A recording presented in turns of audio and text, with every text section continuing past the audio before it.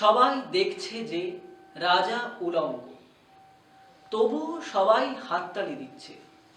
সবাই চেঁচিয়ে বলছে, সাবাস সাবাস। নমস্কার, সংবাদ যখনে আপনাদের সকলকে স্বাগত জানাই। আমি নবজিৎ দে, সৃজন আবৃত্তি চর্চা কেন্দ্রের একজন শিক্ষার্থী। শুরু করছি আমার কবিতা উলঙ্গ রাজা, কবি নীরেন্দ্রনাথ চক্রবর্তী। কারো মনে সংস্কার, কারো ভয়, কেউ বা নিজের বুদ্ধি অন্য মানুষের কাছে বন্ধক দিয়েছে, কেউ বা পরান্নভোজী, কেউ বা কৃপা প্রার্থী, উমেদার প্রবঞ্চক।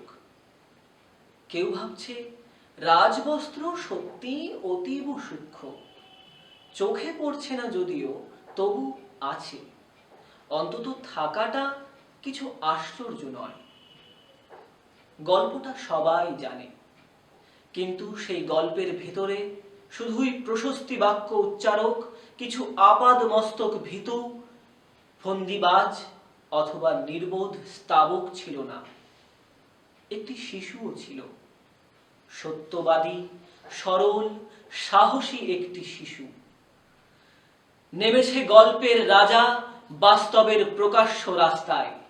আবার হাততালি উঠছে মুহুর্মুহু, জমে উঠেছে স্তাবক বৃন্দের ভিড়। কিন্তু সেই শিশুটিকে আমি ভিড়ের ভিতরে আজ কোথাও দেখছি না। শিশুটি কোথায় গেল? কেউ কি তাকে কোনো পাহাড়ের গোপন গুহায় লুকিয়ে রেখেছে?